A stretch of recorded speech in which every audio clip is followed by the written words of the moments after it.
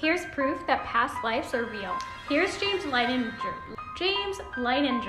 And like many other children, he could remember his past life down to really creepy detail. At age 2, James started having these crazy nightmares when he would talk in his sleep, saying things like airplane crash, plane on fire, little man can't get out. When James's parents asked him who little man was, he replied me. And when they asked him who shot him down, he said the Japanese. James's parents continued to ask him more detailed questions, and he started naming people from that lifetime and even named himself as James in that life as well. His parents were really devout Christians, so they were reluctant to believe, but then they started doing some research and found that everything that James was saying was true.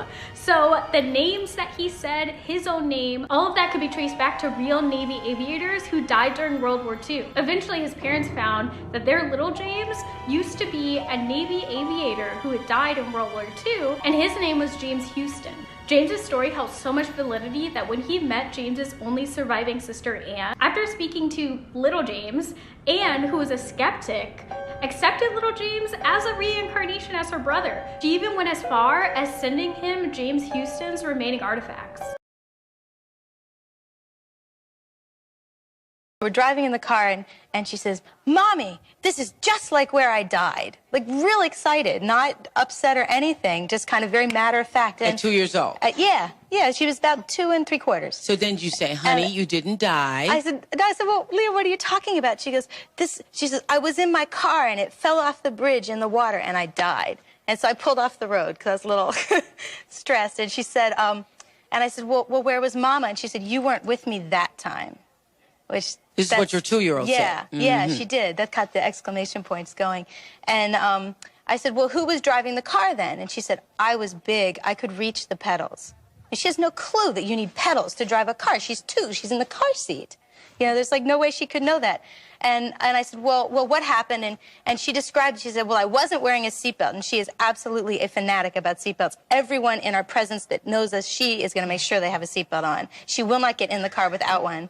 And neither will anyone else. And she said, well, I didn't have my seatbelt on, and I fell out of the car. And she said, and she put her hand up on her, and she said, Mommy, I was laying on the rocks. I could feel the rocks on my head. And she said, and see the shiny bridge, and she points up, she's looking up. And she says, see the shiny bridge and the bubbles going up. She could see the bubbles. Now, she has she has never seen television at that point in her life at all. And how would she have any knowledge of bubbles rising? You know, she doesn't swim, she doesn't put her face in the water. And she said, I could see the bubbles going up and see the sun on the bridge. In this video, we will be covering what your birthmark says about the way that you passed away in a past life. Now, as you may or may not know, birthmarks usually signify and they tell you exactly how you passed away in a past life. The way that they do this is by the inflicted harm that you have upon that area will be scarred so that you will remember it in the next lifetime. If you have multiple birthmarks, this simply signifies that you've lived more than one past life. Now let's get started. If you have a birthmark like this and notice that it's lighter than your skin tone, it signifies that you were burned in a past life. Now the lighter the birthmark is, the more that your soul has come to terms with the way that you passed away in that past life. So just like here, you can see that the birthmark is darker than the skin tone, and that signifies that they were burned as well in a past life. However, their soul has not fully accepted the fact that this has happened to them before just yet. If you have a birthmark like this that basically looks like a single bullet, that signifies that you were hit in a past life, which has then caused your death. This could go as far as somebody beating you up, hitting you, whatever the case may be, but it knocks your ass out. If you have an embedded birthmark like this in which you're able to physically feel it, that signifies that you were shot in a past life. That shot was enough to take you out because that shot pierced your skin. This past life shot wound can also manifest itself as a mole or a beauty mark. If you have a reddish birthmark like this, whether it's big or small, also known as angel kisses, you may have also seen this birthmark on ASAP yams. This signifies that sprayed shots, multiple bullets, or cannon fire killed you in a past life. The after effect of the bullets or the cannon shot sprayed your skin may have resulted in a spread out birthmark just like this. In each lifetime, as your soul learns to accept what happened to you during that past life, this birthmark will come out smaller each lifetime after that. Birthmarks like this, in which you see multiple moles on your back or wherever else on your body, also signify a spray of shots that killed you in a past life, which is also why they appear to be so dark. Now, if you have a light red birthmark just like this, that also signifies that you were burnt in a past life. However, this past life wound is more recent than the other birthmarks, as I've mentioned before. If your birthmark appears to have a curve to it just like this, that signifies that you were stabbed in your past life. Fatally stabbed at that. Now I couldn't find a picture, so I edited a birthmark onto this guy's face, but if you see a curved birthmark on your face, that signifies that you were a victim of a sneak attack in your sleep in a past life. So somebody assassinated you while you were asleep in a past life. Now if the birthmark is on your face but in your eye, that signifies that you were also assassinated in a past life. However, this one directly pierced through your skin, okay, so, right through your body. If you have no birthmarks, you are a brand new soul.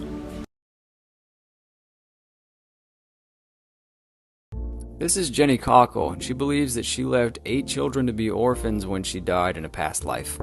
She remembers being an Irish woman named Mary Sutton, who had 8 children. The most striking one was Mary's death, and she remembers vividly the mixed feelings of sorrow and guilt at leaving her kids there. She knew it was in Ireland, and better yet, she knew it was in a place called Malahide. She took a trip out to Malahide when she was older and decided to search through church records. Lo and behold, there was a Mary Sutton that was born in 1897 there. She had 8 children, and she died leaving some of them to go to relatives and some to orphanages. She wrote letters to local historical societies and orphanages to help her track down her kids, and she was able to. Before she met with the kids, she spoke to a BBC researcher to help verify that her memories matched the historical record. All of her kids were Irish Catholics, so they were not super open to the idea of reincarnation. But when they met with Mary, they were stunned.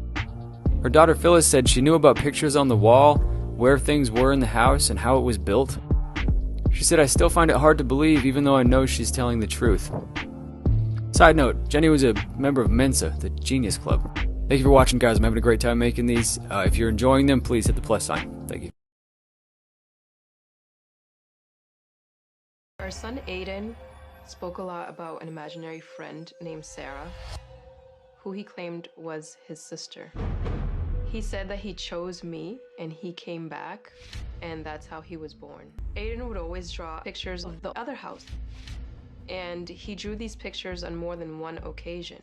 And I just look at him and say, "What other house? This is the only house you've ever lived in." And he says, "No, my other house, the light one with the dark blue shutters. My other room is there, my mom is there, my dad is there, and Sarah's there. And so are my 3 cats." Each time I would ask him the same thing to see if the story would change. It was always consistent. One night, everything changed. Aiden was never afraid of the dark before, ever. But we were all sleeping in bed, and all of a sudden, out of nowhere, I just hear this really loud scream. Sarah she was putting on scary masks. Those like faces, like different faces of masks. She only scared me at night. Aiden and I were driving in the car, and Aiden was in the back seat talking to Sarah. And I asked him, "Aiden, what are you and Sarah talking about?" And he says, "About when I died."